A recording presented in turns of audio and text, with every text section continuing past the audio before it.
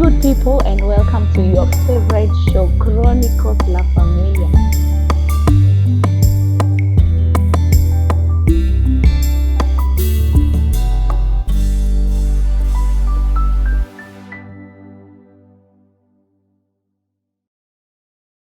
That in your productive years you are earning $1 million.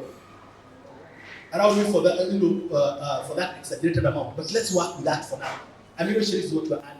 That will translate to about 12 million shillings every year. At the point of retirement, you need to be in a space where you can generate a minimum of 85% of that amount. A minimum of 85% of 12 million shillings will be about 10,200,000, 10,300,000.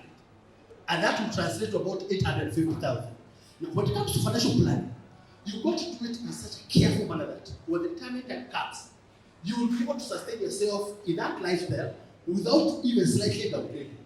Now, the greatest problem with a lot of us here, not in this room, but in our country generally, because we are spenders, is that we put ourselves in spaces and levels that we don't belong.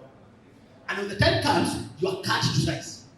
Can you imagine a situation where you settled in Lunda, and when you retire, you go and start your journey again in Coma?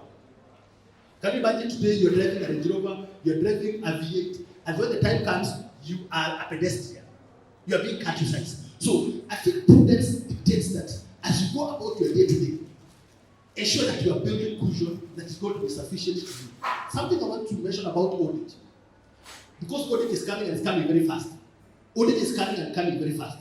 When I listen to the voices of the guys that are retired, they seem to have same or related problems. And a lot of what I hear is that I wish someone talked to me about retirement investment.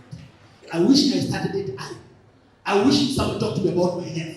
Because these are things that are neglected, and when you get there, you realize that what? There's no correct way to do wrong things with money. I want to share some few statistics with you guys about financial planning in Kenya.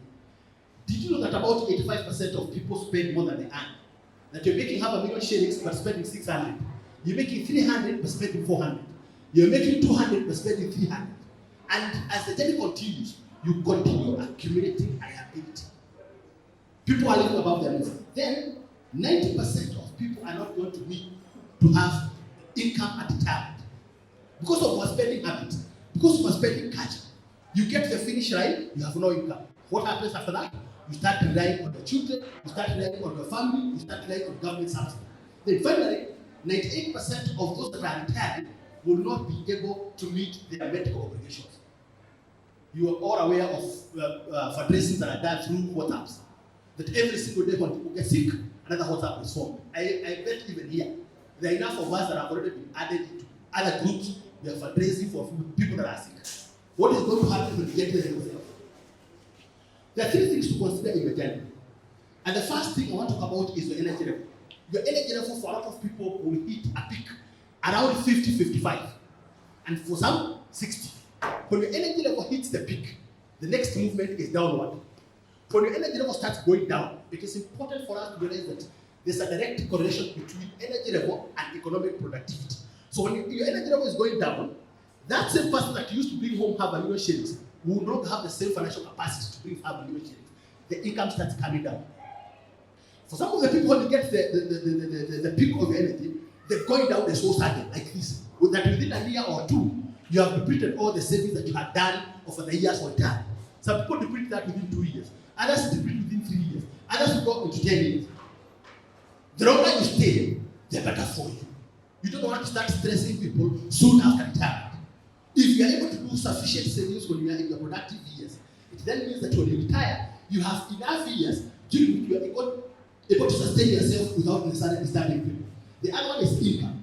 You all agree with me that for most of the people, there has always been a very sluggish growth of income. That when you look at what you've been earning the last 5 years on average, yes, it is an upward trend, but not significant enough. Income grows in a sluggish way. But what about expenses? Regardless of your age, regardless of your gender, regardless of where you come from, expenses are always going up. Now, for a lot of people, there is always a misalignment of these three components. That the expenses are going up, the energy level is going down, and the income is growing in a very sluggish way. So what happens to that? Financial crisis. For some of the people, financial crisis comes at 35, others at 40, others at 45. Only the prudent investors will not even be able to see financial crisis in even their old age. Can I share some few statistics about what happens in our life? There are some few statistics here, just to tell you exactly what happens.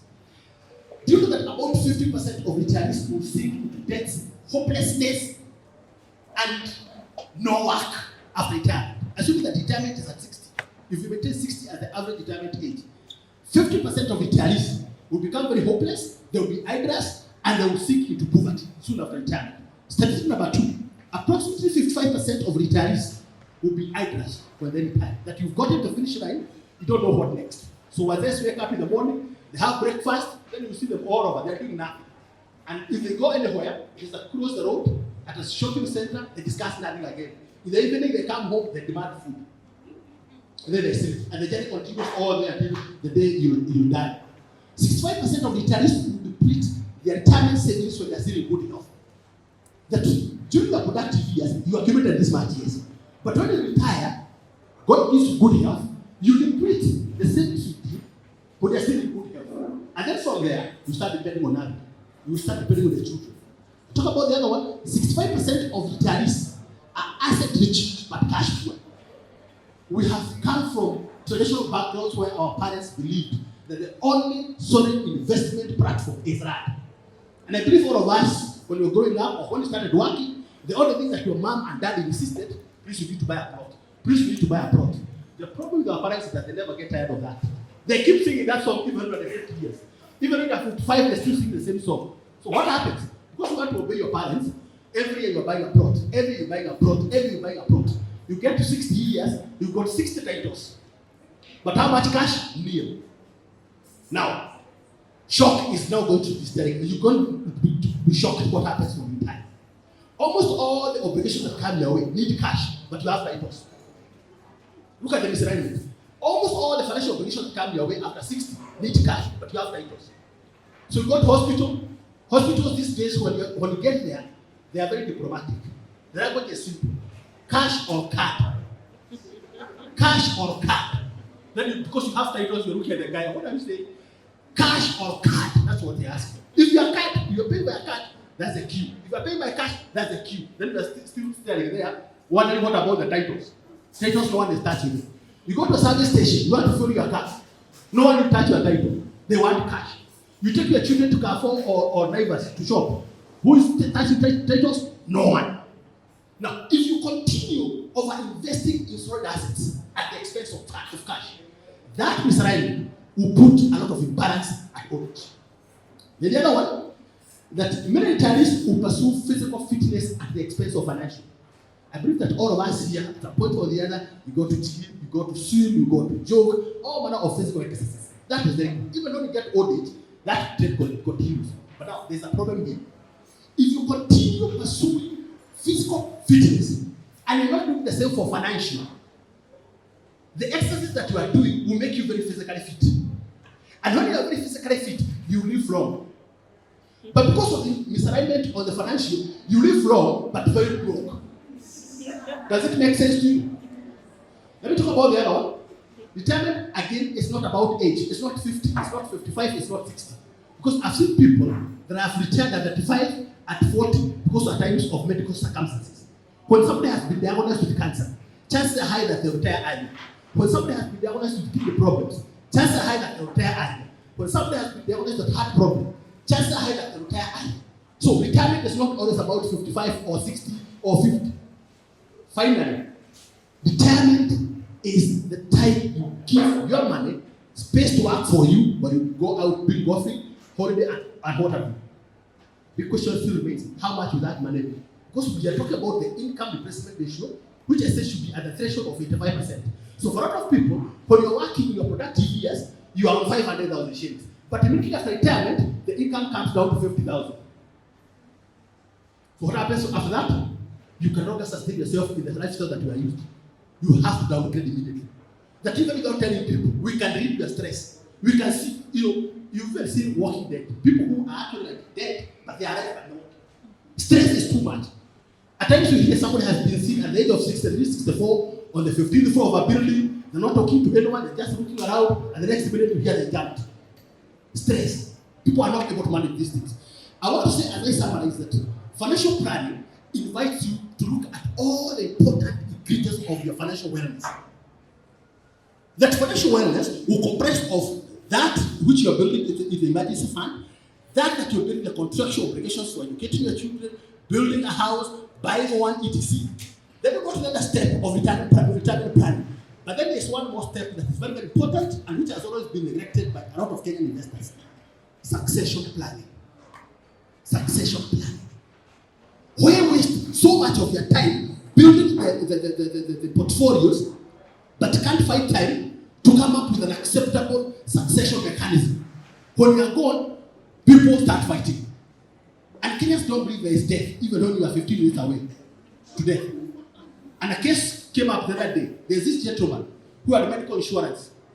And the medical insurance was for 2 million shillings. And this is a real story. 2 million shillings medical cover. He got sick and he was admitted to the Alcan hospital. But because he was there for some days in and out of the HDU and etc., he depleted the 2 million shillings within the week. So immediately, the family was advised that this guy, for us to continue serving him, you have to top up now in cash because he's depleted his medical cover. Now this Mzee has always maintained his secrets. Imagine you're married, you have a wife, you have children, but all your secrets are your own. So when you are he had to top up. And this Mzee has got a good bank balance. What that meant is that he was going to disclose to the wife the PIN number of the ATM. You give your wife the ATM so she can go and withdraw the cash to come and pay the bills. I'm telling you, the first 15 minutes this guy hid. Imagine that he was going to give his ATM and the PIN number to the wife. He first of all healed. He couldn't understand how. How do I give my ATM to my wife? Not pay bills for somebody else, but for yourself. But now the problem is, in the hospital, as long as you're not paying, they're not going to serve you. We've come a long way. Even medical practitioners have come a long way, and they realize that emotions don't work anymore. People promise everything, but when they are healed, they don't pay. So what they do is this: is like they demand cash, or you have to have a card. So this gentleman couldn't be served because he had depleted the medical cover, and I was not willing to pay in cash. He was not willing to let the wife get the ATM to go and give the cash. His case now deteriorated. By the time he was about to give the medical card, he had already lost it. Soon after he died. Succession planning is very important. A lot of people, even when they're on their deathbed, 15, 20 minutes before death, they still don't believe they are dying. They feel they are recovered. Please, can you write your will? You just need to sit with your lawyer. Let your lawyer understand your financial story. The moment your lawyer understands your financial story and they put it on paper, it will help in the succession process, which is what a lot of Kenyan people have always ignored. Let me tell you what, whether you take financial matters seriously or not, you are still aging. If today you are 30 years, next thing you're going to be 31, whether you get born again or not, next thing you're going to be 31. And the journey continues. Retirement is growing closer. So, ladies and gentlemen, I want to tell you this. No one plans to fail. People only fail to plan. If you really care and love your families, you love yourself, you need a session with people like me to understand your story, put it on paper, help you understand it, and help you plan for your future. Because the future is coming. Those of you that are on LinkedIn, you can always search for Alfred Mathu. Reach out to me. Reach out to me. If you're on LinkedIn, look for Alfred Mathu. I'll be able to help you understand where you are on your financial journey, help you understand the risks around your life, and help you navigate the remaining part of your time, so that at least by the time you get there, you'll be able to enjoy. Once again, ladies and gentlemen, I say a big thank you for giving me the opportunity and even for listening. I'm looking forward to continue partnering with this organization. Thank you.